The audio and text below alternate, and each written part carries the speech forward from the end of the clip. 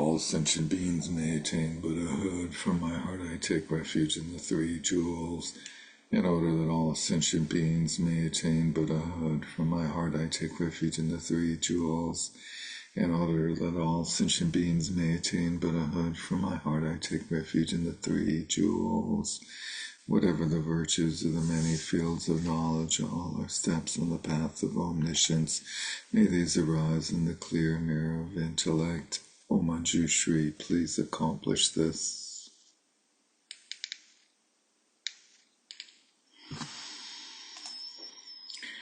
Good evening, welcome. Hello everyone. Thanks for joining in for our continuing exploration of the Moonbeams of Mahamudra. Now we're in section 5, the 4 yogas of Mahamudra, fruition, Mahamudra.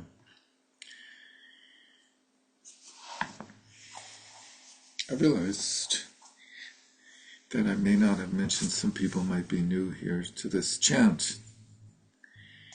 The second part of that chant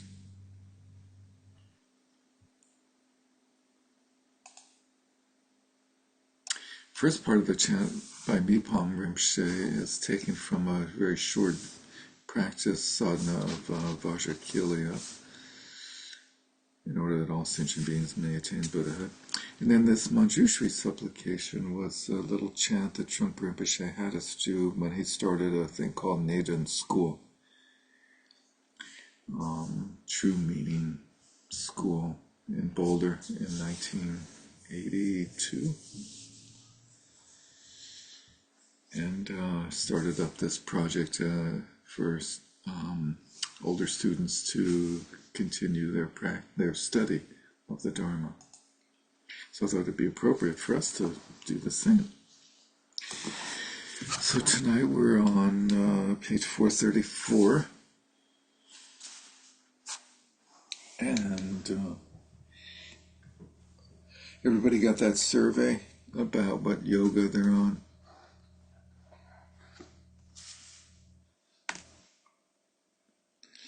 I circulated it to all of you telepathically in your dreams. I didn't get the 0. The 0, no, the no yoga, non-yoga.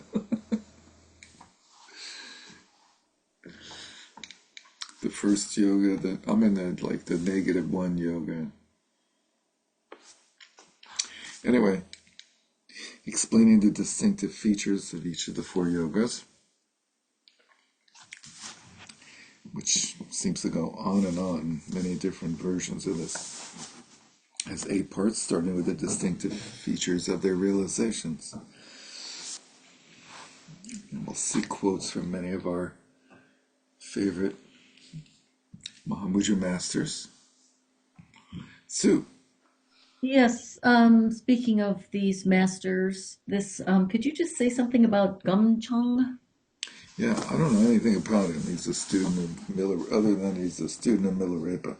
Anyone else know anything about Gomchung? A lot of it just is commenting on his. Yeah, we saw, I think in the last class or so, that he and his brother Gom Sol, on page 430, in the middle of the page 2a, identifying the essence of each, Gampopa gave to the exalted Gom Sol, the exalted Gom Chung, and Pakmodrupa. So he's a student of Gampopa, not Milarepa, as I just incorrectly stated. And he was the teacher of Zhang, who was a famous Mahamudra master, famous for a text called The Single White Remedy. Sounds like a supplement, like a vitamin or some sort of powder supplement. Anyway, Gom Chung is the younger of the 2 brothers, Gom Sol and Gom Chung, and their parents are Gom Pa and Gom Ma. I don't know anything more than that. It'd be neat for maybe somebody could take on a research project and try to find these guys. You know, there's a thing called the Treasury of Lives. Has anybody ever checked out the Treasury of Lives? Here, let's go very briefly. Tonight, I think we'll be okay time-wise, so... Treasury of Lives.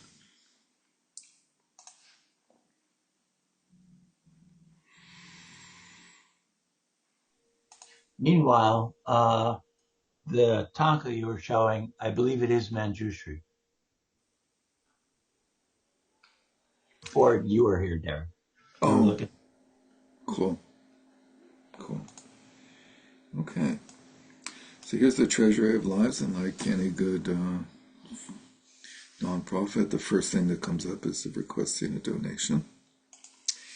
Here's the Treasury of Lives, and let's see, let's put in Gomchung, Sheriff Chongchuk.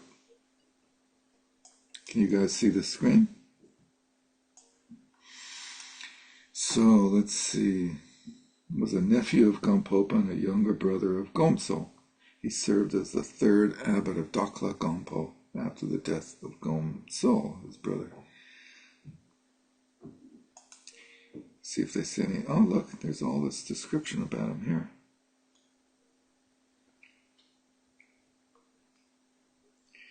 Tells some of Gomchung's miraculous abilities. He could start fires, but this is a good one, by simply holding his breath and pointing his finger.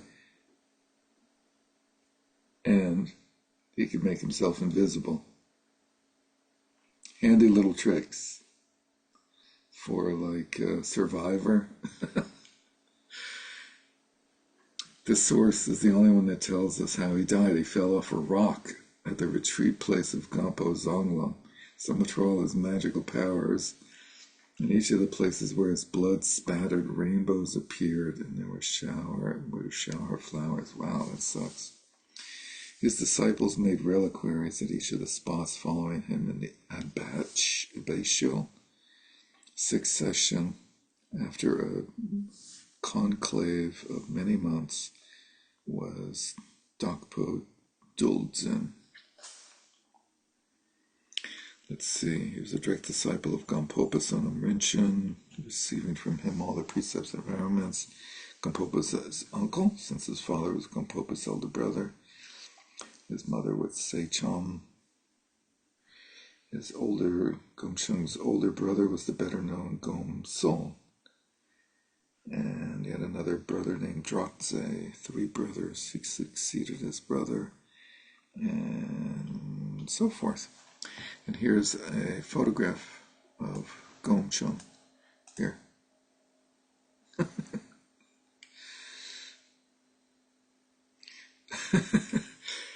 And then this is another photograph of Gomchung here. Right in this square here under where it says biography, there's another photo. That's a photo of him being invisible, right?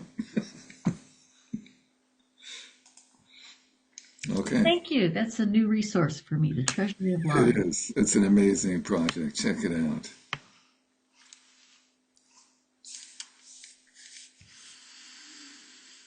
You can find most teachers there that you might be interested in. Okay. We're on 434. The exalted Gomchung, who can make fires simply by blowing on his finger and pointing. Said, during one-pointedness, the essence is realized. During freedom from elaborations, the nature is realized. During one taste, the characteristic is realized. And the realization of non-meditation is a constant flow. So first the essence is realized. And all of these are realized. We don't see like the scheme of understanding, experience, and realization, but the realization, that which is realized changes. Essence, nature, characteristic, and then just like probably all together, I guess. Generally speaking, at this point, we should understand the presentation of essence, nature, and characteristic of mind according to what has already been explained, which we went through. Here they are realized as follows during one pointedness. Realizing the essence of mind means developing confidence and certainty in your experience of mind being non-conceptually clear and identifiable. Certainty in your experience being non-conceptually clear and identifiable, which are the two aspects of mind: clear and without essence, and without empty, i.e. empty. During freedom from elaborations, realizing the nature of mind means being aware that mind is unconditioned. It's free from arising, abiding, and ceasing, and that it lacks any nature. So we've gone from it being clear, non-conceptually clear, just like a translucent experience that reflects whatever comes in front of it and presents no impediment internally, that it is not produced. It's not affected by any other phenomena. It's unchanging in that way. And that it has, and after being unable to identify its essence for some time, we realize that it lacks any nature. During one taste, realizing the characteristic of mind means being aware that all the myriad representations of mind's latent tendencies that appear are of one equal taste within the unborn state. So all the highs and lows, all the peace and chaos of our mind, all resolves into the sameness of experience of being unborn, not having come about. Nothing has ever happened. And it means being aware that the unceasing, expressive power of emptiness is the interdependent display of myriad appearances. The expressive power of emptiness. That's interesting. They don't say like the expressive power of the emptiness of the mind, but just of emptiness is the interdependent display. The sameness of emptiness and interdependence. During non-meditation, there is the continuous realization of the great intrinsic state, the equality of everything, without distinguishing between an object of experience and an experiencer, or an object of realization and a realizer. So there's no longer any duality of subject and object. In non-meditation, everything resolves into oneness. This is, as the exalted Gampopa teaches, among the essence, nature, and characteristic of mind. Its essence is that it is clear yet non-conceptual. Its nature is that it is free from arising, abiding, and ceasing. And it's interesting to think of, like, what does that mean experientially? It's free from arising, abiding, and ceasing. So we tend to think that our mind, mental states, mental contents, mental experiences arise, and then they dwell, and then they cease. So what would it be like to not have that experience and have just a continuity of non-conceptual clarity? Its characteristic is that it appears as both samsara and nirvana. So I guess the idea is that we can actually see that it manifests as chaos or confusion, neurosis, and wisdom. Rob? Is this referring to the fourth moment? I think the fourth moment is something that is experienced in a progression throughout the four yogas.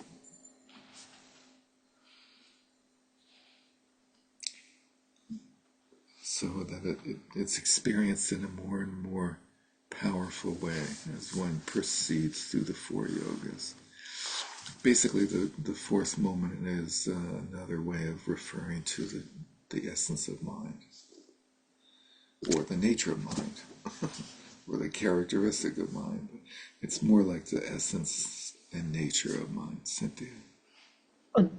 Going back to your earlier question about the description of being free from arising, abiding, and ceasing. So, I mean, as you said, obviously our thoughts arise, abide, and cease. But at the same time as they're doing that, the underlying nature is always there, not arising, not abiding, and not ceasing. Right? I don't think they're seen as two, if that makes any sense. Well, yeah, it is. It's non-dual, but I guess we do experience. I don't know that I would have interpreted it the other way, that when the essence of mind that's empty, clear, non-conceptuality arises as thoughts, that it doesn't change from like some prior unformed state into a thought. Yeah, it's true that I guess you could say the mind has the capacity for being still or moving, right? I guess though the way we experience it is that those are notable. But I guess the thing is that in this case they're describing the essence as clear and non-conceptual, which sounds like and then the nature is, it seems like they're putting the luminosity part first and then the emptiness part second in this case, right? That sometimes flip-flop of essence and nature. And Which one is which?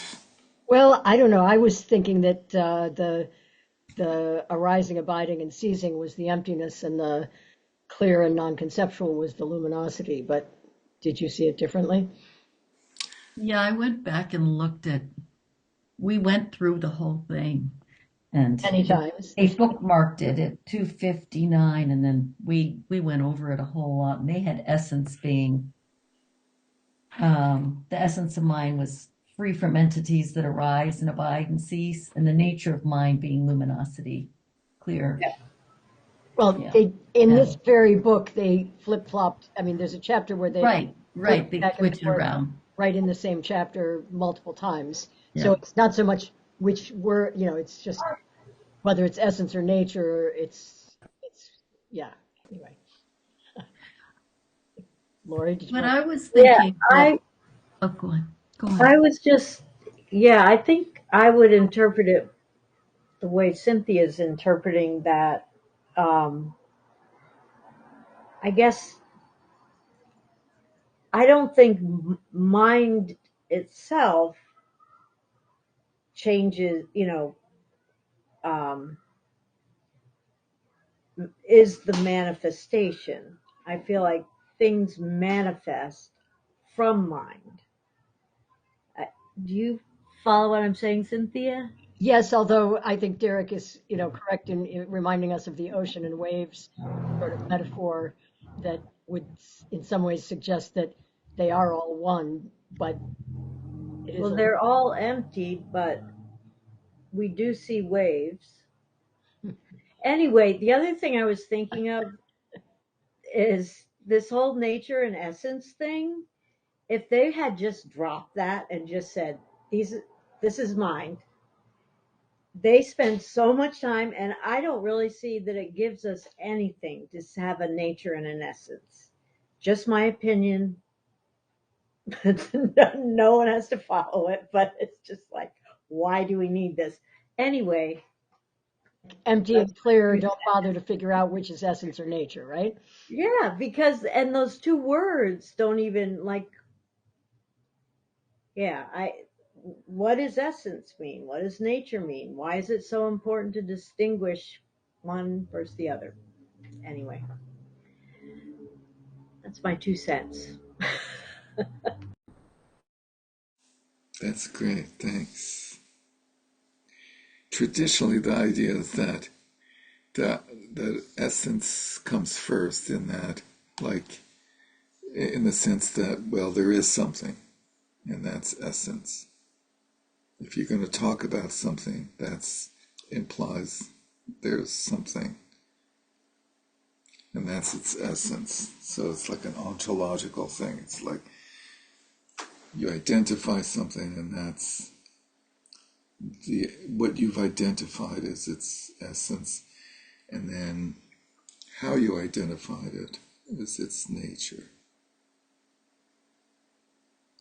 But When you say this traditionally, do you mean is this traditional in philosophy in general or within Buddhist tradition or? within the Buddhist tradition, I'm not familiar with philosophy. I've only studied Buddhist philosophy. It sounds like pointers for gaining certainty in the view. Yes, yeah. So in that way that you're describing where the essence comes first, which one then do you think comes first? The clarity side or the emptiness side? I don't understand. When you say comes first, Well, you just said something about in the tradition the essence comes first, that you identify essence first. So I just wondered in this case then which The chicken. empty. Okay.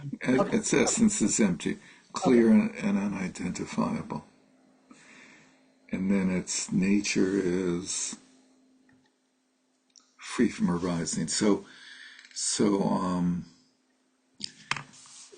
I think it benefits us to think about, like, when we experience the rising of thoughts from the mind, or from, like, the stillness of the mind, or the expanse of the mind, like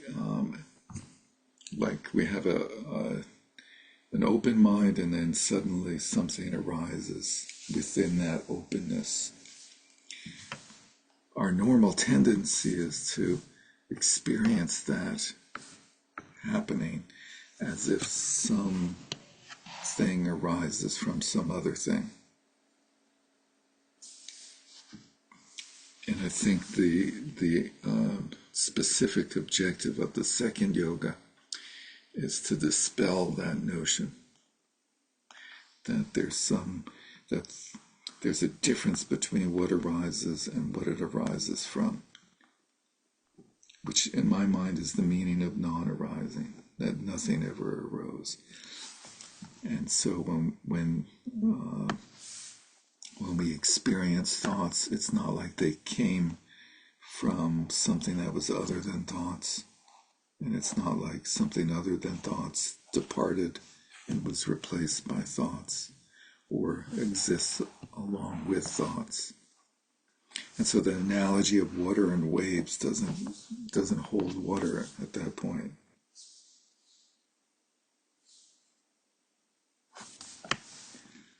But I don't know, it certainly would probably benefit to contemplate, what does that mean? What does it mean, like, free from arising? So if something's free from arising, in what sense can you say that it's something? You can't. I mean, that's also the quality of unborn, right? That is the quality of unborn, Hence unconditioned. hence the line in the supplication to the Kagyu, right? The essence of thought is Dharmakaya. Yeah. Beyond birth and death, beyond Except arising that then and in the not next line, arising. they do talk about arising, right? Nothing, whatever, but everything arises from it. Oops. It's very tricky. I agree with you But that, it's nothing, that so it's not. right. Well, the thing part is the tricky part, isn't it? Yeah, that's a funny thing. Like, we see this language all the time, like things arise from emptiness, right? And that implies that things depart from emptiness, and that they're two different things. And even that they're things. Right. We know they're not, right? So what does this mean to say that things arise from emptiness?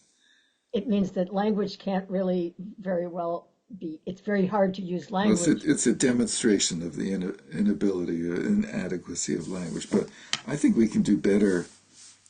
We can get a little closer. It takes a To lot of say effort. Yeah. that things arise from empty. The whole idea is that things are empty, and there's no emptiness other than things, and there's no things other than emptiness. So things arise as emptiness. So we're back to connateness. Connateness, totally, Right. yeah. Appearance, emptiness, and all of those other little dyads that they like to. Yeah, and so the whole like structure of that we often use of like there being a ground, and then things arise from the ground of reality is sort of misleading. Emptiness is more like a property of reflection, like a mirror. It's yeah, it's just like how do we just absorb everything? But there's nothing there. It's black box, Black bag. black bag. Yeah, I was just thinking that in Taoism, there's a line in the Tao Te Ching or whatever that is like I can't get it exactly right, but like what can be what is described as the Tao is not the real Tao, more or less. Yeah, So I think basically anything that we're describing is not the true nature of things that we're describing. So I think that's the idea of this yoga, is that you're seeing that the normal experience of so-called thoughts arising from their state of non-thought, or from a space maybe of non-thought, is not an accurate description. Is not. It is the product of conceptual framework of thought. And when we don't have the conceptual framework, we don't experience the sense of something arising, being born, and abiding, and then departing. Because we don't distinguish thoughts and mind, appearances and mind essence as separate. Sue? Well, it it could, to me, it's a little bit simple in that there's no starting or ending, so it's not that confusing in a way, because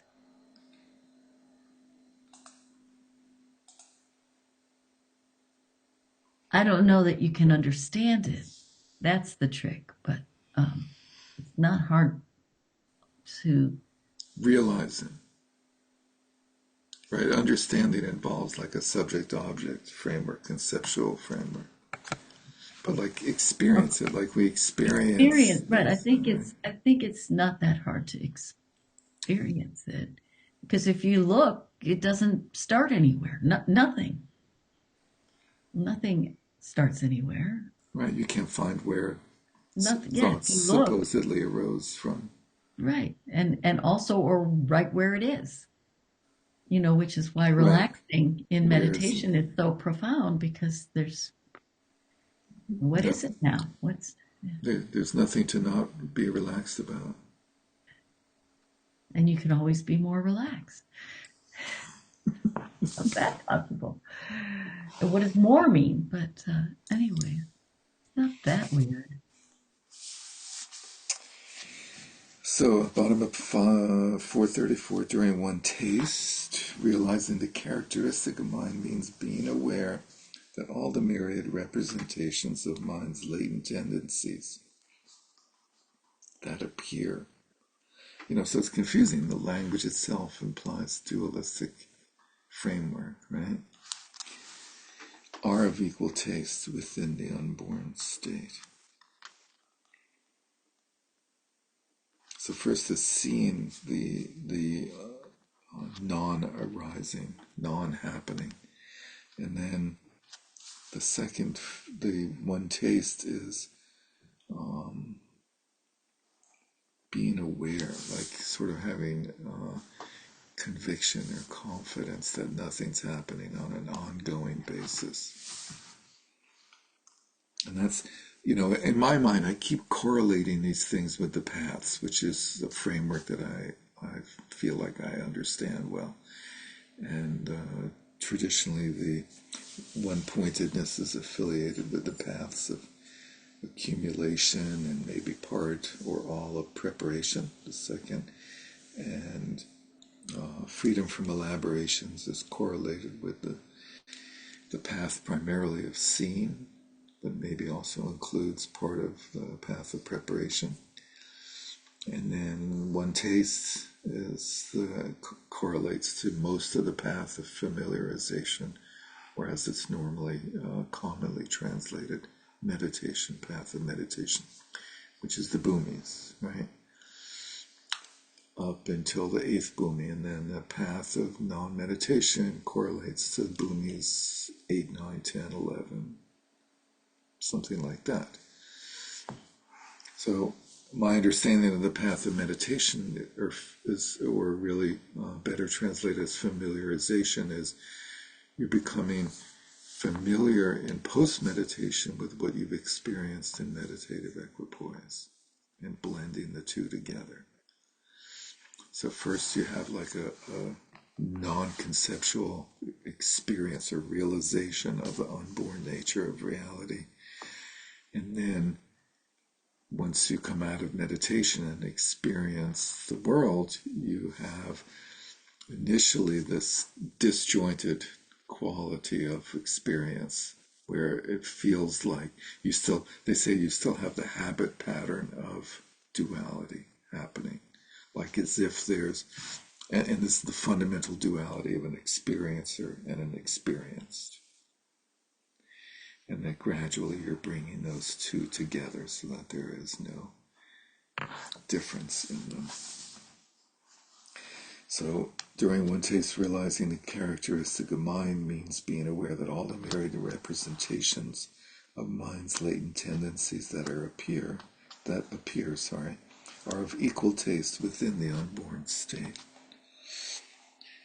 And it means being aware that the unceasing expressive power of emptiness is the interdependent display of myriad phenomena. So we did that actually a couple of times now. During non-meditation, there is the continuous realization of the great intrinsic state, the equality of everything, without distinguishing between an object of experience and an experiencer, an object of realization and a realizer. I've lost my place. Can you tell me where we are? Top of 435. Okay. This is, as the exalted Gampopa teaches, among the essence, nature, and characteristic of mind, its essence is that it is clear yet non-conceptual.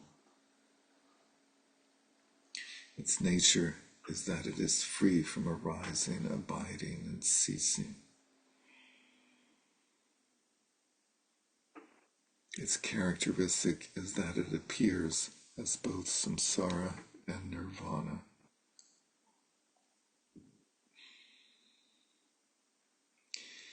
During one-pointedness, the essence is realized. During freedom from elaborations, the nature is realized, and during one taste, the character is realized.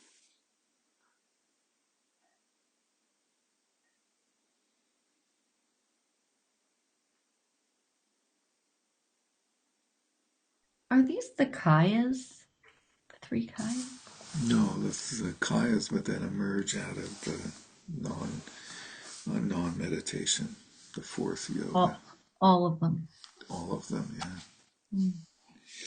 So Derek? Yeah. So one of the questions that I think I can articulate, the one taste and the non-meditation, that kind of makes sense to me. But I'm wondering about what is it about one-pointedness? Is there something about one-pointedness that would allow you to realize the essence? And then freedom from elaborations allows you to realize the nature. I'm just wondering if what's the connection between what's happening in our meditation and the realization at those first two. Has he already talked about that, or did I miss it? Or I'll give you my crude understanding of it. Is that and there's also an affiliation of one-pointedness with shamatha, or the completion of makes shamatha, sense? Yeah. Okay. and freedom from elaborations with the completion of vipassana, and that shamatha the is a non-conceptual experience, right? And it's a non-conceptual experience of we've seen references to shamatha being resting in emptiness, not finding, not identifying anything, clear and non-conceptual. And so it's a non-thought type of experience, and a steadiness in that experience of just not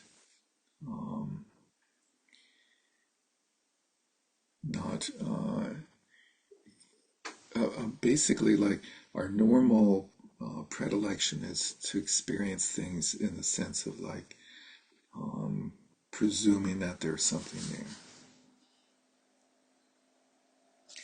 And that shamatha, the first step is to go the other way, is to experience that there's nothing there.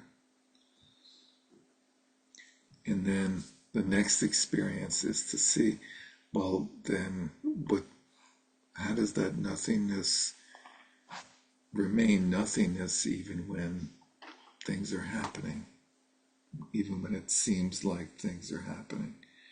And then we see how that emptiness doesn't change when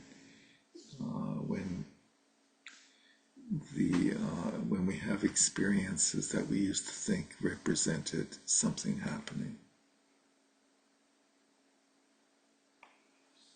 Is the seeing the non-arising and so forth, the unborn nature. So it's going the other way on that one. The first one, one-pointedness, is reversing the tendency to project something. We wake up in the morning and we open our eyes. It's like, oh, everything's here. And so shamatha, or one-pointedness, gets you to the point of not making that presumption, that sort of conceptual presentation, non-conceptual. And then you notice characteristics. And the tendency is to attribute activity to those characteristics. And so the second step is seeing that those characteristics, in particular change, doesn't represent something changing. The idea of emptiness is that there's nothing that changes. We normally think of, like, emptiness as being, well, everything changes. And when we say that and think that, we think there's things that are constantly changing. But and so that structure involves, like, a host that's carrying things that are changing, the way, like, we change our clothes or our attitude or our appearance over time. We think that there's some part of us that doesn't change, that is carrying that which changes. But so there's difference in characteristics moment to moment, but there's no phenomena that owns or has those properties, that is born, that abides, and that disappears. Which raises the interesting question of, does characteristic make sense if there is nothing to be It doesn't, yeah. Yeah, so there are no characteristics. you have to sort of get into this flow kind of, like a whole different language of Yeah, non-thing. love, of non-thingness, yeah. And in the Heart Sutra, right, there are no characteristics. Because it's not like things are monolithic either in terms of unchanging. It's that there is no thing to change, as you just Yeah, articulated. But again, it's hard to language that easily. It takes a lot of sort of shift. yeah. Yeah, so it's like DNA, we come up with this idea that all creatures, all living things have DNA, and that is sort of static, and, then it produces all these different phases and appearances and characteristics and so forth. But Right? But that's why it's appearances and not things. right, the word appearances is a technical word. It seems like a very harmless word, but it's actually like a technical philosophical statement. Those are not things, those are appearances. Sorry, Sue. I was just very touched by Laurie articulating a question, like a question. What is it? Like we have, that's like an example of, something kind of arising, like there's something coming together and we want to say something. And it's just so mysterious. And thank you, Laurie, for because that was a really good question. And if you hadn't had it come together, then we couldn't have heard something, So it's very interesting, I think. That's great. So, if I remember what I read in this chapter, these will be repeated over and over again. So we can go through them and see how they sink in, hopefully over time. Alternatively, the exalted Pakmajupa, the exalted Zhang, and others explain that the nature is realized during one-pointedness. Semantics, right? And the essence is realized during freedom from elaborations. So he's saying that, like, in one-pointedness, you're seeing the non-arising of your mind, and then in one-pointedness, you're realizing emptiness, which I think is saying different than, like, one-pointedness is you're not like realizing the truth of emptiness, you're experiencing non-thingness, and then you sort of realize that that's the nature of everything, that's the way everything is in freedom from elaborations is the only way I can bring those, how they can have opposite views, how I can bring them together. However, since the essence and nature of mind are identical in essence, but are discrete isolates, so that they come up with this word isolate, which is similar to appearances. It's like a word that's supposed to refer to characteristics, or that which is characterized by characteristics, without projecting a difference in entity based on a difference in characteristic. So when you read about the two truths in this tradition, you see a discussion of, like, are there is there really two truths, or is it just one truth? And they conclude by saying there's really only one truth. This relative truth is not really true, but they are two as isolates, meaning, like, you can experience relative as separate from the ultimate, which is also a funny thing to say. It's like, because when you experience the ultimate, what How can you identify that experience? Since going back to what somebody said, is these are all just semantic structures, that are pointing to the moon, right? And we're not supposed to get fixated on the finger. Rely on the meaning, not the words, right? However, since the essence and nature of mind are identical in essence but discrete isolates, there is no difference between these statements. We may now wonder,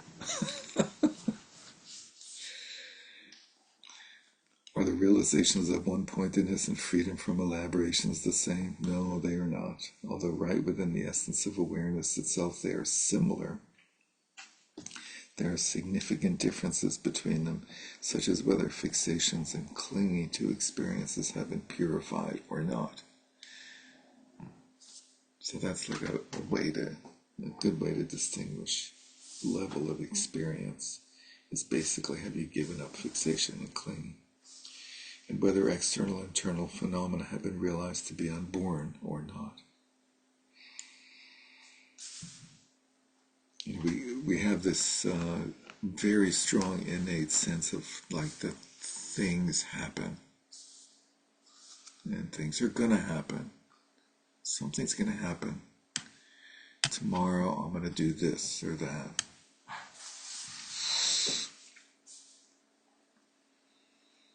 And as we will learn from the presentations to come. The range of experiences, the exalted Gongcheng says, one-pointedness may be enveloped in darkness. So he was of the opinion, going back to the page before, 434 in the middle, one-pointedness, the essence is realized.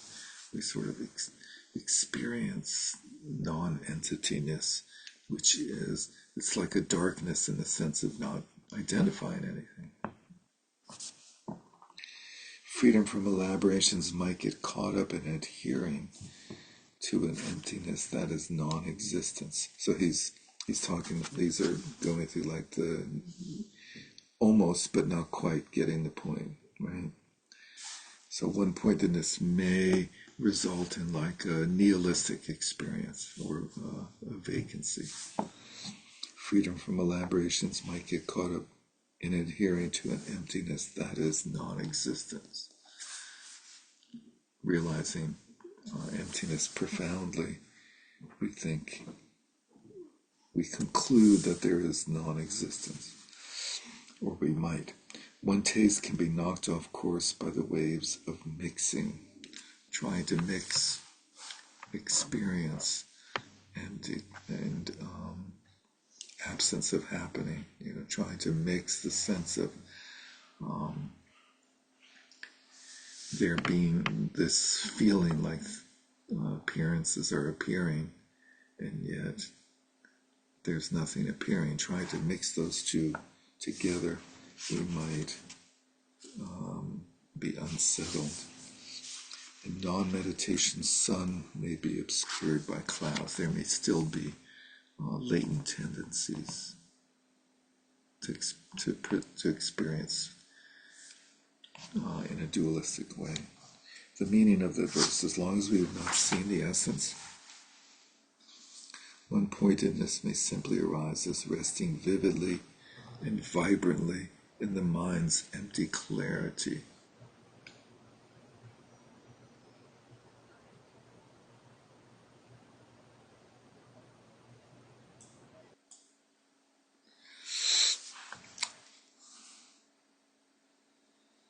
One-pointedness may simply arise as resting vividly and vibrantly in the mind's empty clarity. However, that kind of experience can obscure and prevent the development of conviction and certainty in that mind,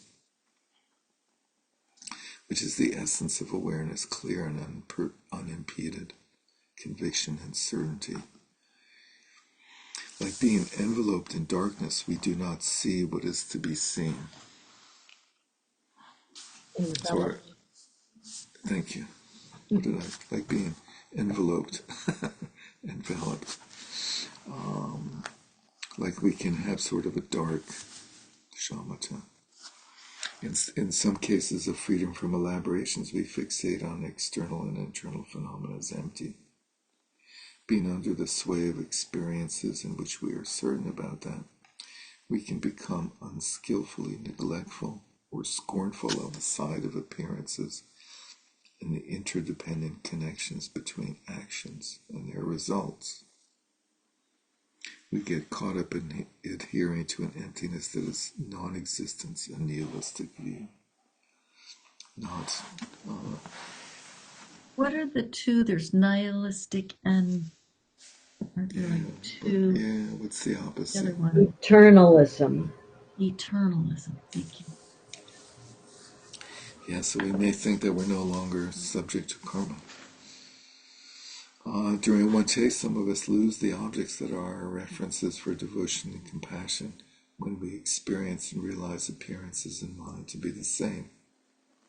So references for devotion are the lineage, the Buddha, things like that, manifestation of enlightenment. And references for compassions are the suffering of sentient beings. So we might sort of check out emotionally. Being ignorant of the method aspect. Method, skillful means, compassionate engagement, pure perception, compassion, and so on. It is said that we fall to the Hinayana.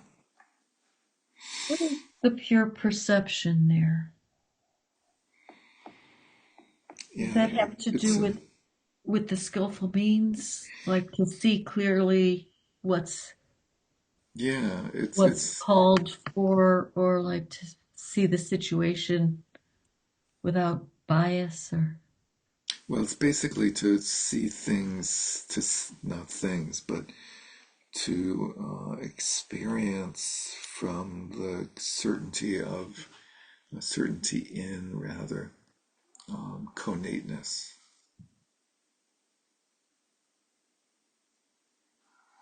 Pure perception, to experience our world in an unwavering certainty and connateness. And so, from that point of view, it's like a skillful means. It's cultivating a way of engagement with our world. So the danger of one taste is perhaps not respecting other people's experiences. Yeah. Yeah. And so this phrase, we fall to the Hinayana, I thought was quite interesting. Because we think, wow, we're in one taste. We're like way up there on the path to enlightenment. Surely we must have surpassed the Hinayana a long time ago. But interestingly, when the paths of the Hinayana and the Mahayana are compared,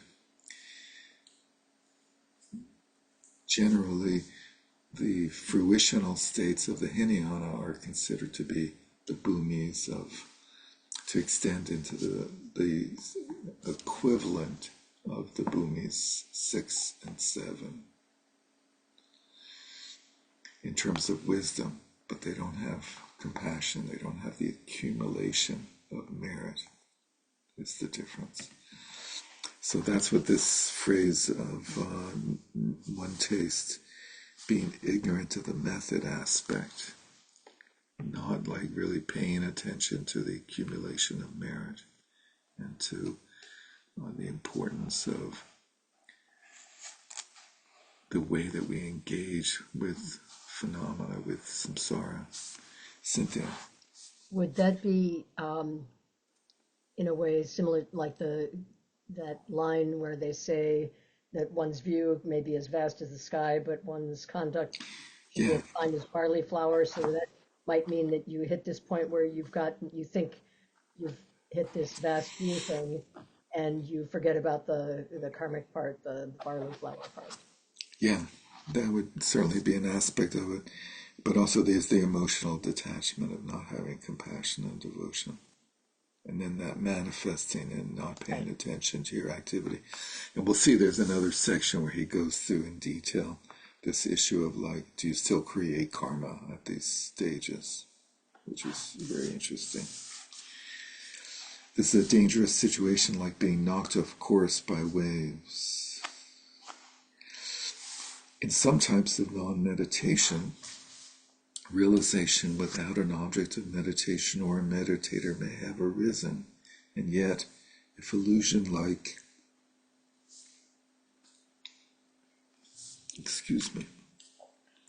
if illusion-like dualistic appearances are still present, like clouds blocking the sun, what obscures meditation has not vanished. So non-meditation, I think, spanning like the higher bhumis as well as full enlightenment, and before full enlightenment, there is this sense that there is a subtle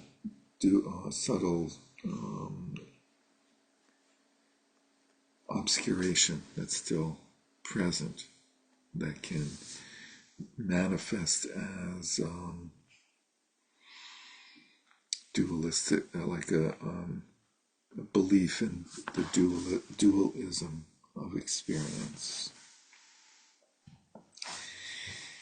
3, the way the post-meditative mental states manifest. Exalted Gongsheng says, the post-meditative mental state of someone on one-pointedness, experiencing the yoga of one-pointedness, is solid. The post-meditative mental state during freedom from elaborations is illusory. The post-meditative mental state during one taste is empty.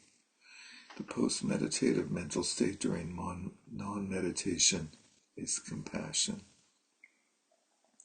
During one-pointedness, since fixations on inner experiences have not been purified, the post-meditative mental state will not have destroyed taking things that are perceived and perceivers to be real.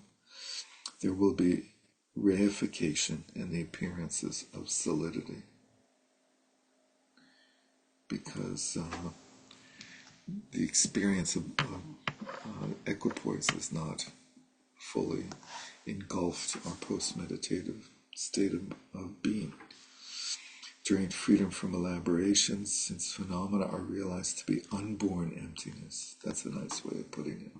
Phenomena are unborn emptiness. The post-meditative mental state will be of the appearances of mere objects and perceiving subjects, but those will arise as illusion-like and not taken to be real. During one taste, the post-meditative mental state for some may not be one of recognizing appearances as the non-dual unification of appearances and emptiness.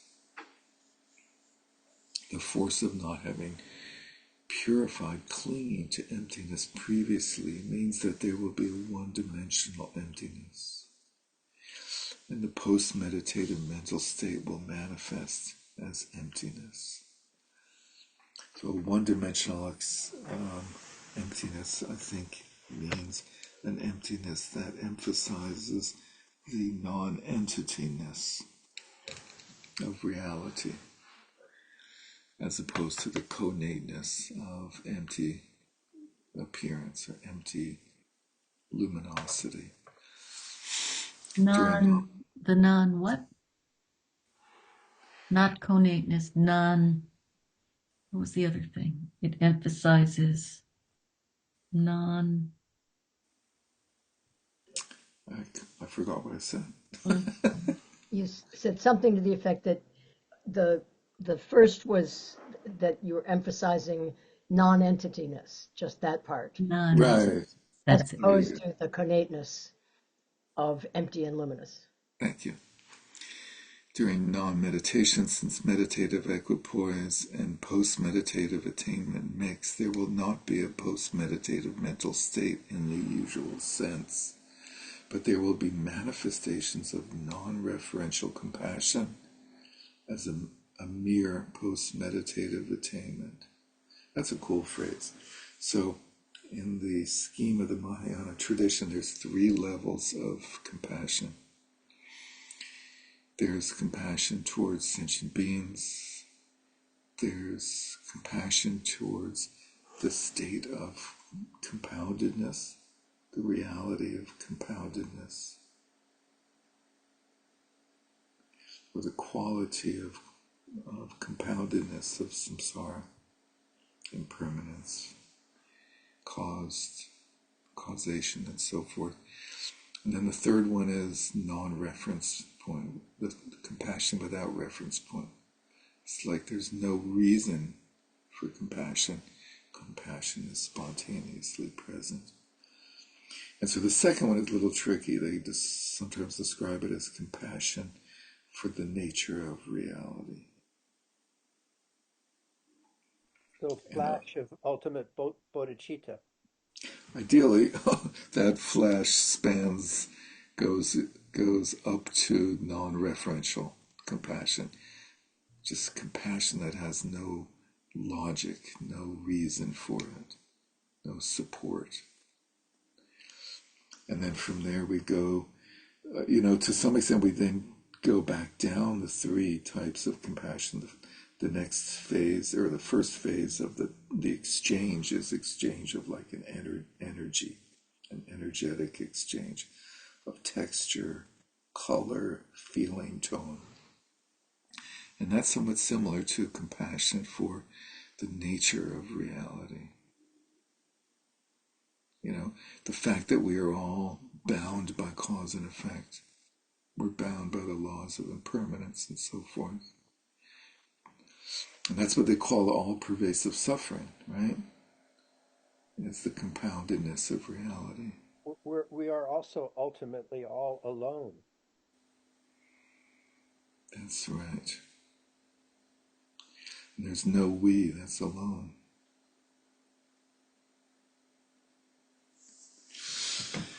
Let's see.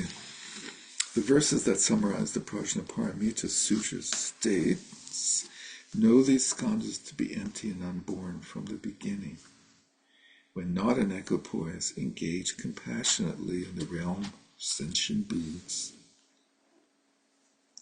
In that interval, do not transgress the Buddha's Dharma. Pay attention to the cause and effect. So that sums up the Dharma, the essence, the entire essence of the Dharma very nicely. No emptiness and the unborn nature of reality. And then, based on that understanding or realization, engage compassionately. The great Brahman Saraha sings, the sacred tree of non-dual mind spreads throughout the three realms, or manifests as the three realms. Its flowers of compassion yield the fruit of benefit for others. So, this image of a tree. So a tree grows and it has leaves, and then eventually it has flowers, and the flowers turn into fruit, and the fruit is like the result, the edible part, the nourishing part that benefits others. So the flowers of compassion result in beneficial activity for others. Its name is sublime altruism. It's a famous line, a stanza from one of Saraha's trilogy of songs. I think it's his song for the people. This for the people. With a different translation than the one that was originally available.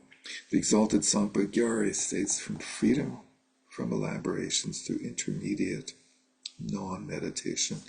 So this is a reference to the way that each of the four yogas is divided into three stages, a lesser, intermediate, and a greater stage, making 12 stages of accomplishment.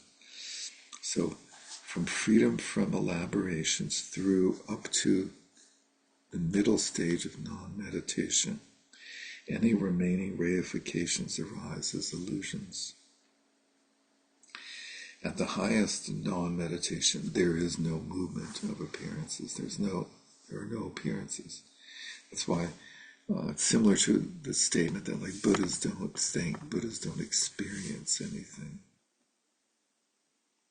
which is a confusing statement. But since it is asserted that even during non-meditation, post-meditative appearances manifest as illusion-like, the mental state during post-meditative attainment must manifest as illusion-like compassion.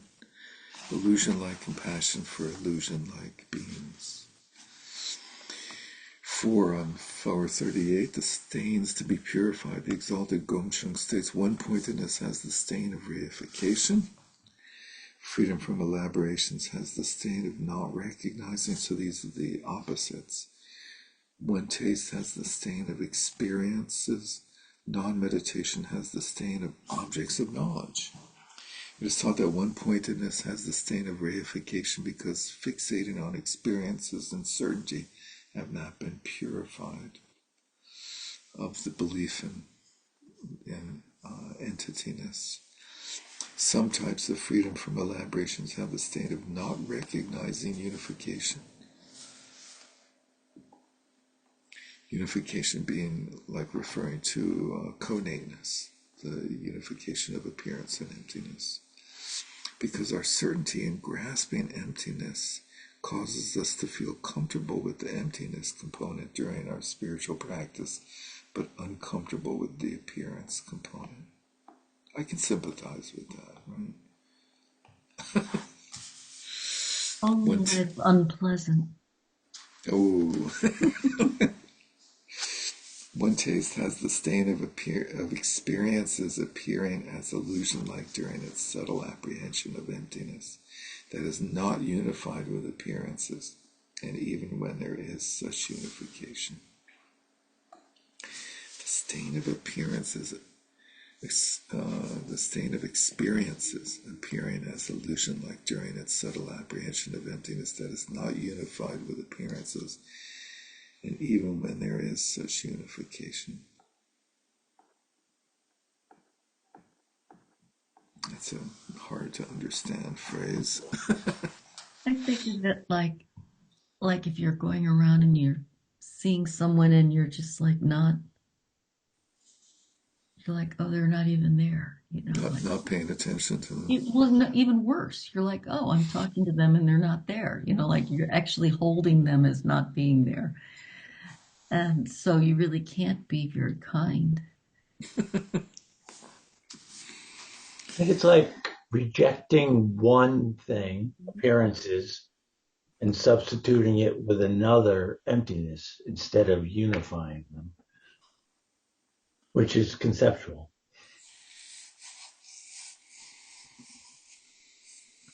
Okay. So I guess I was just looking back to try to figure out, this is saying what we don't want it to be is illusion-like. So then the question being, of course, what do we want it to be like?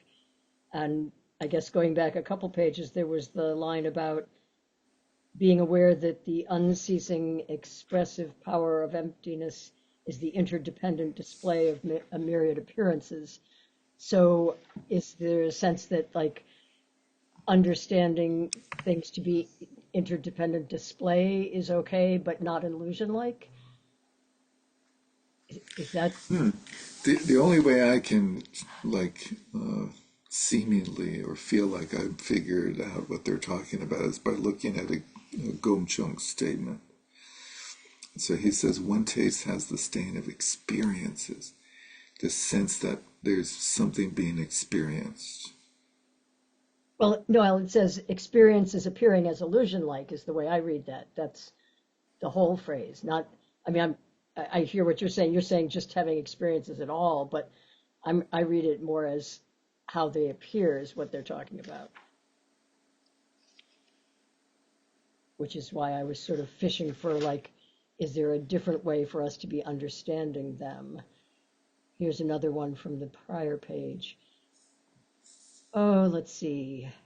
During one taste, the post-meditative mental state for some may not be one of recognizing appearances as the non-dual unification of appearances and emptiness. So that would sound like non-dual unification of appearances and emptiness is what we're aiming for, as Right. opposed illusion like doesn't quite cut it. Is that?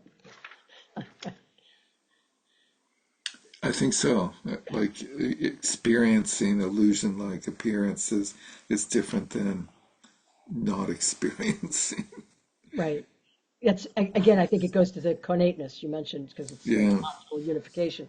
Because remember, there was a page or a section one time where they went through all the flawed ways of understanding illusion like. Yes. Yes. Yeah. So I think I get a feeling that that's sort of relevant here too. Yes. It, I'm getting a flavor of like there's a caution here to not be cynical. You know that there's actually some joy here. What are you picking up? What Well, is that based on? it's you know when you fall into these traps, they sound like it's like you know it's sort of like a kind of a lack of joyful diligence in a way. You know, like we're not fully engaged in this dance. Engaged or invested? Both, Yeah. you know, and it's like you you have to make it happen, not just let it happen. Are you sure about that? Well, in a way, you know, well, not no, I'm not. I'm actually You not didn't sure mean it about that that. way. Not in a doing sense, but in an engaging sense. You have to actively be inactive. Yeah, you have to you have to actively live this. Yeah. I wonder also, like, if the illusion like thing can be a little arrogant, like a kind of Cold. disregard, just Yeah. disregard for what's appearing. Oh, it's nothing. Yeah. And lastly, of this section, some types of non-meditation involve what is called not recognizing non-conceptuality with post-meditative appearances, which is explained as remaining in the non-conceptual neutral alaya consciousness, since that is the aspect of dharmata not arising as reflexive clarity. It is said to be the stain of objects of knowledge. So that's a heavily laden statement, but I'll offer one scheme, which is that they say on the first bhumi, or the path of seeing, we let go of the seventh consciousness, the me consciousness. But the alaya consciousness persists until complete enlightenment, or bhumi 11. So here we have remaining in non-conceptual neutral alaya consciousness, since that is the aspect of dharmata not arising as reflexive clarity. So it has that dullness of sort of fundamental ignorance. Anyway, the way that post-meditative attainment is purified, the exalted Gomchung teaches one-pointedness as separation and no achievement. Freedom from elaborations has both separation and achievement. One taste has no separation but does have achievement. Non-meditation has neither separation nor achievement. So first we have separation but no achievement, both separation and achievement. That's a funny scheme, huh? During one-pointedness, when enforced mindfulness, so controlled mindfulness is distracted, meditation is lost. Therefore, there can be separation from meditation. Even when we are mindful, We only recover the continuum of spiritual practice of this level and do not achieve true meditation, which would be the union of shamatha and vipassana, I imagine. Journeying from freedom from elaborations when applied mindfulness strays.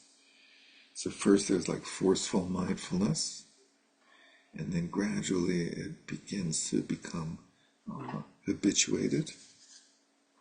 It becomes habitual, rather. And so then it continues to be applied. When applied mindfulness strays, meditation is lost. Therefore, there can be separation from meditation, as before. However, when we are mindful, we achieve true meditation, which sees the unborn essence. Thus, there is achievement. During one taste, even if we are not mindful, right with post-meditative experiences, our stream of realization is unbroken. Therefore, there is no separation from meditation. As soon as we apply true mindfulness, appearances arise as emptiness. Thus, there is achievement. During non-meditation, since mindfulness arises as the wheel of wisdom. Yeah, we ran into this phrase before. We got to add that to our list for Her Majesty the Translator. What is a wheel of wisdom?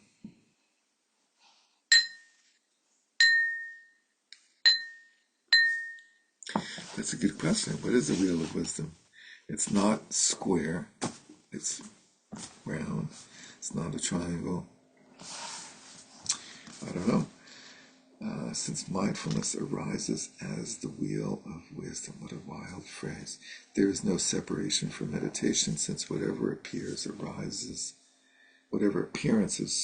arise are themselves sufficient. There is no newly achieved meditation. 6 distinctive features of their meditative equipoises and post-meditative attainments. The exalted Gomsham says, one-pointedness has the meditative equipoise and post-meditative attainment of its own level. Okay? During freedom from elaborations, meditative equipoise and post-meditative attainment are distinct.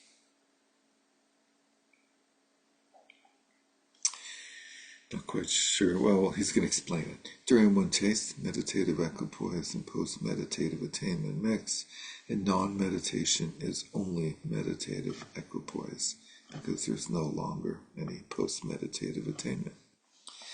Since non-conceptual wisdom, properly speaking, does not develop during one-pointedness, interestingly, there is no true meditative equipoise at this level, since appearances are not realized to be unborn, and therefore post-meditative appearances do not manifest as illusion-like. There is no true post-meditative attainment either. Nevertheless, the spiritual practices of one-pointedness, according to its own level, has a meditative equipoise and a post-meditative attainment, which is the mindfulness that occurs after being distracted. Freedom from elaborations is being free from perceiving phenomena dualistically as objects and perceiving subjects, and it is when non-dual wisdom arises transparently. Since that is non-conceptual wisdom, freedom from elaborations has true meditative equipoise. Although dualistic appearances of objects and perceiving subjects do arise for the post-meditative mind, they do so as unreal and illusion-like. That is true post-meditative attainment. Thus, its meditative equipoise and post-meditative attainment are distinct. With one taste, during meditative equipoise, all dualistic phenomena such as appearances and emptiness remain non-dual. When the post-meditative mind applies the mindfulness of unification, non-dual appearance emptiness arises like an illusion. That is referred to with the expression, the mixture of meditative equipoise and post-meditative attainment. During non-meditation, although there are manifestations of appearances since they arise from within meditative equipoise, they do not occur anywhere but within meditative equipoise. There is only meditative equipoise. In this context, we should be aware that the exalted Zhang teaches, when you remain within the intrinsic mind, you can jump, run, and even talk, and remain in a state of meditative equipoise. If you disconnect from the intrinsic mind, even if you are meditating on your cushion, that is post-meditative attainment. It's not true equipoise if you're not connected to intrinsic mind. He also says, no matter how high your realization, as long as you are still familiarizing yourself, there will be meditative equipoise and post-meditative attainment. There will be mindfulness and its absence. There will be distraction and its absence. When there's no more familiarization to be done, that's called non-meditation. During the first three yogas, when we remain within the actual experience of realization of one of those levels, even if we jump, run about, or talk, that is meditative equipoise. If we lose the actual experience or realization, even though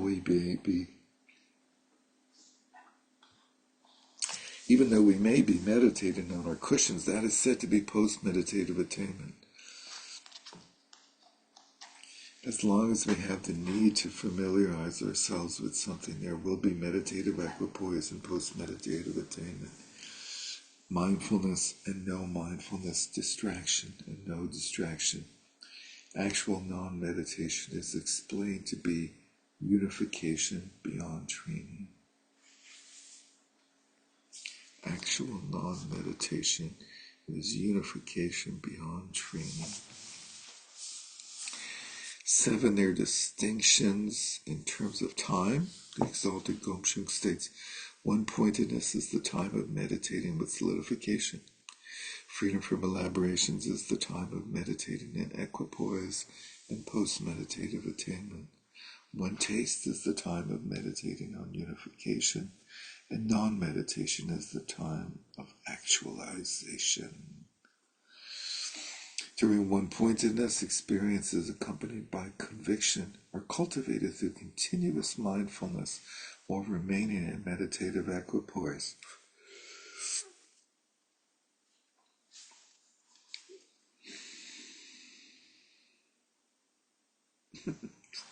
Sorry.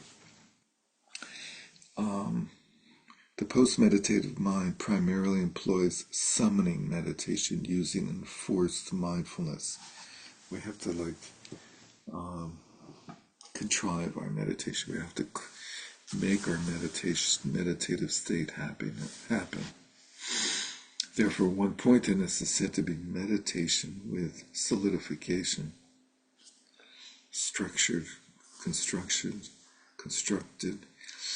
During freedom from elaborations, applied mindfulness is strengthened.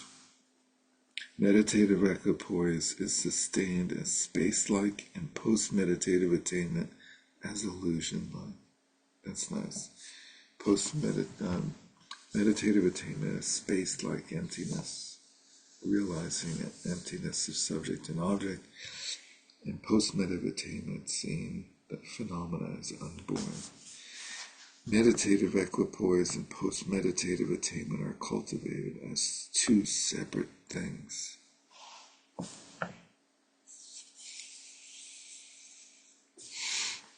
During one taste, all states of meditative equipoise and post-meditative attainment are cultivated as unified by the true mindfulness that recognizes the non-duality of appearances and emptiness. mindfulness that recognizes the non-duality of appearances and emptiness. It's interesting that they say, he says, mindfulness that recognizes. There's an affiliation of mindfulness with wisdom, as opposed to mindfulness being just like a faculty, like a bare perceptivity. It has a much sort of more endowed state of existence, so to speak. During one taste, all states of meditative equipoise and post-meditative attainment are cultivated as unified by the true mindfulness that recognizes the non-duality of appearances and emptiness. During non-meditation... So is that like bringing the shamatha and vipassana together? Seems that way to me. Mm-hmm. During non-meditation, that realization is brought to completion and unification manifests.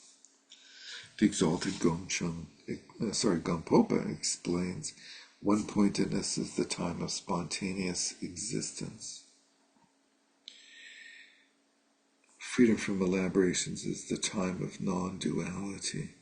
So spontaneous existence is, I think, the opposite of interdependent origination. Spontaneous existence. Freedom from elaborations is the time So the opposite of interdependence? Yes, say that again. Spontaneous existence. Yeah, not the opposite. The opposite of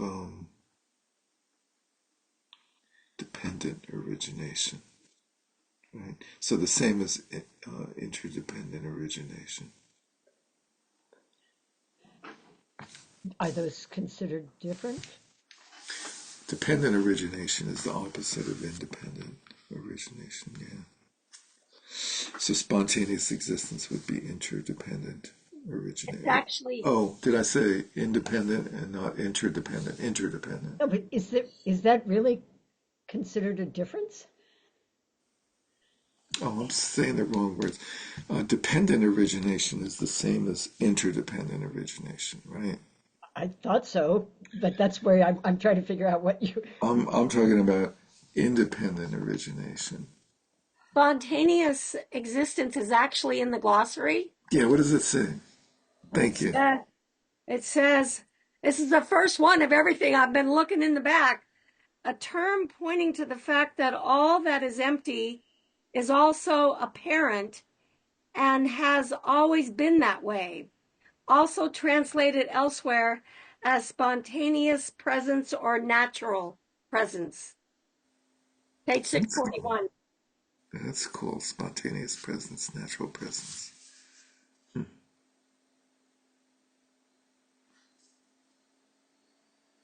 That's cool. So we're back to Konate. Yeah. But presence, that's interesting. What page is that? Third pointing out, is it? Yeah, the third stage of the four pointing out. 641.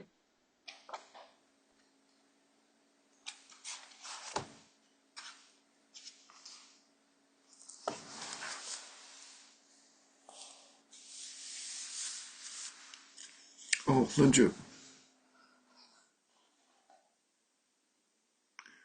Spontaneous existence, Lundru.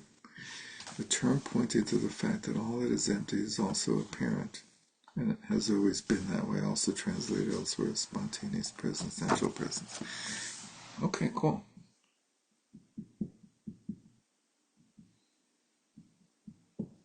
Yeah. So forget about interdependent or dependent origination. So what does that have to do with the time of meditating with solidification? Oh, let's see. Because that's the same. This is the same. Chunk says it's the time of meditating with solidification, and Gampopa says it's the time of spontaneous existence.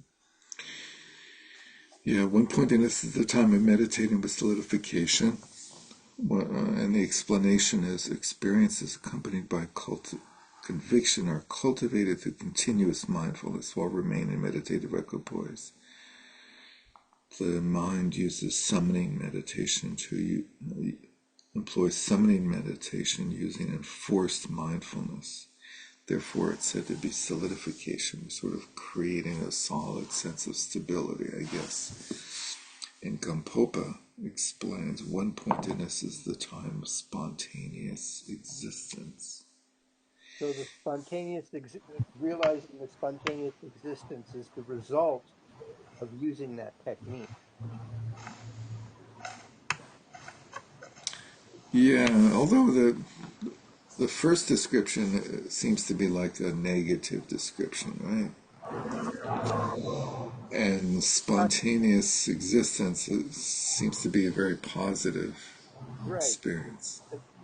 But what it's saying is one pointedness itself is a fabricated, you know, it's contrived somewhat. But if you do it properly, then this positive thing happens. Okay. So you're saying that Gomchung is emphasizing the downside and Gampopa is emphasizing the correct way. Okay. Well, I feel like another way I would think about it is that the Gomchung is talking about the nature of the meditation. It's kind of like what we're doing or non-doing or whatever it may be, whereas the other one is kind of more like the realm that you're in. Realm used loosely here, not as a technical term, but that it's more sort of trying to characterize the the general nature of where you land when you are in that yoga. Hmm. One seems so full of effort, and the other seems the opposite. Yeah, spontaneous, yeah. Freedom from elaborations is the time of non-duality.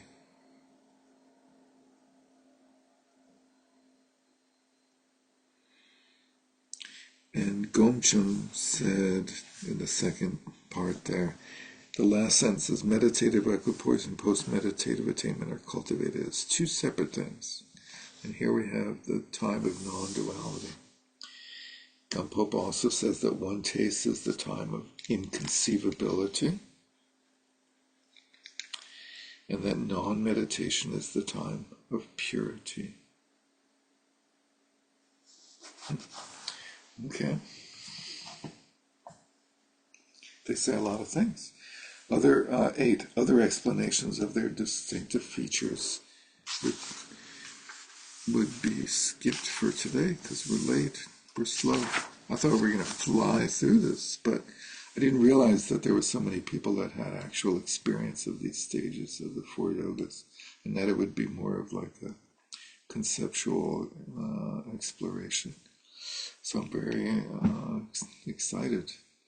It was a cool discussion. Thank you. Sue.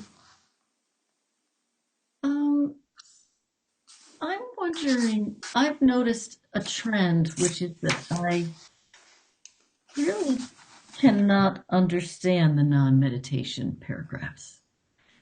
Like, it's really, so can I kind of just ignore them at this? I mean, like I read them and stuff, but I see this pattern in perception of like not really getting it. Yeah. I think the idea with all of this, because these are exalted experiences that are generally beyond our current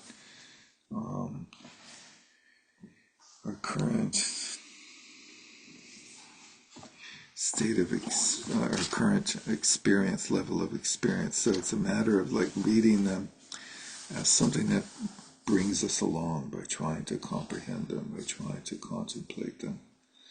And so rather than ignoring them, I think it would be helpful to just sort of ponder over them, like as like appealing to some part of you that is will someday become evident. You're like planting the seed, Cynthia. I was just thinking that that whole notion of the patience quality in terms of, the patience of being able to relate with these advanced teachings sort of is, I think, a relevant thing for us, that when we encounter that little resistance that you're talking about, that we could just sort of remember. It's not like you try to push and overcome it, but just remember that that's part of this cultivation of patience for being able to tolerate that which completely goes against our current mind and experience. Well, thank you. And staying present for descriptions of states or capabilities that are beyond our capabilities. It's like when I first started Remy Shedra, I was like, I'm not sure what's being said, but something important is being said. It seems like it's really important because all these great teachers are like talking about it endlessly. Must be something important. It's just like a lot of it says, "Oh, that makes so much sense." That no, leave that at home. Speaking of patience, I think they had a lot of patience for contradicting each other and not being like making sure they defined this thing.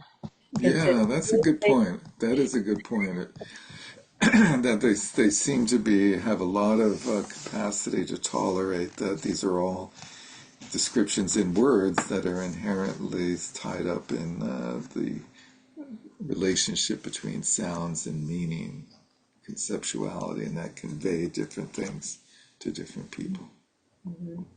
So, and the only reason to talk about them is if they're helpful. Otherwise, it's not worth even talking about them. So they seem to think that there's some benefit to trying to describe them and talk about them. But they had students that were actually at these stages, right? So one day we'll be there. Oh. We will, right?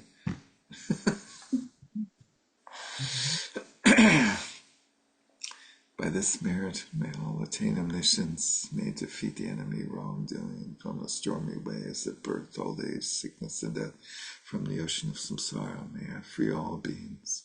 By the confidence of the golden sun of the great east, may the lotus garden of the Rigdon's wisdom bloom. May the dark ignorance of sentient beings be dispelled. May all beings enjoy profound, brilliant glory.